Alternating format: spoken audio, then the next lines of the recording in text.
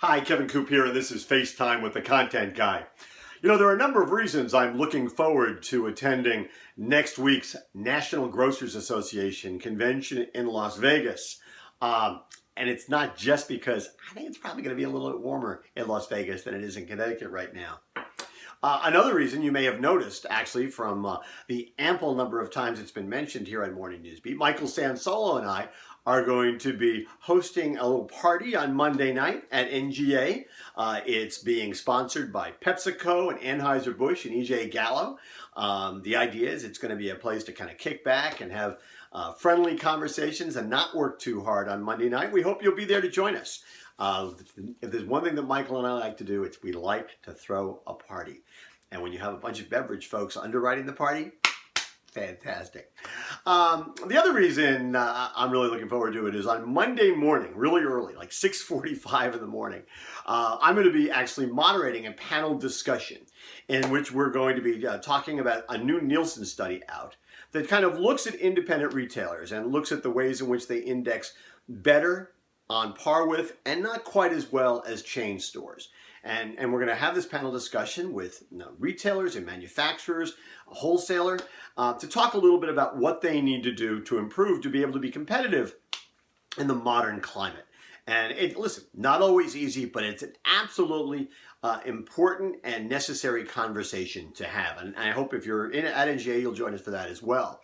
You know, one of the things we're going to be talking about in the panel discussion is the connection between the more personal aspect of customer service and connecting to the customer, you know, having friendly people, that sort of stuff, and the technological aspect in which data can be used to set the store and also figure out what customers are buying, what customers want, and then communicating with them more effectively about that stuff, as well as offering e-commerce options. And, you know, a lot of the premise of that a lot of people work under is the fact that independents are going to be really good at the personalized stuff, the one-on-one communications, but not necessarily as strong as the chains when it comes to things like technology.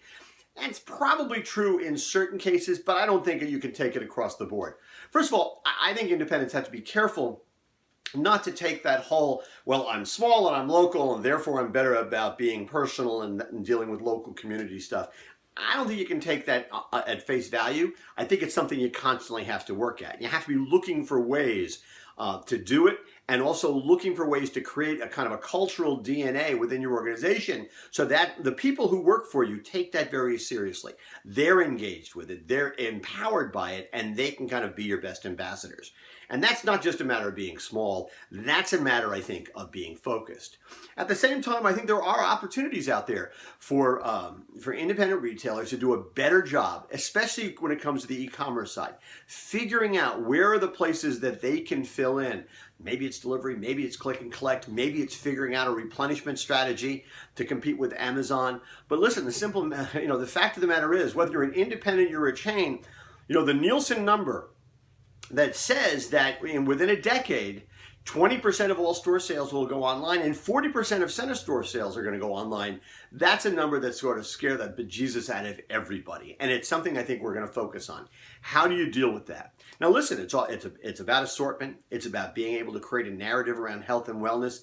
It's about doing all those things. But, you know, while sometimes companies will look at it and kind of create different buckets for things like technology, customer service, selection, convenience, health and wellness, I don't think you can look at it that way. And one of the things I'm going to try and do during the conversation is break down the silos so that everybody understands we're talking about the same thing. We're talking about the store experience and how compelling you have to be if you're actually going to be able to be resonant and relevant to the customer. I think it'll be interesting.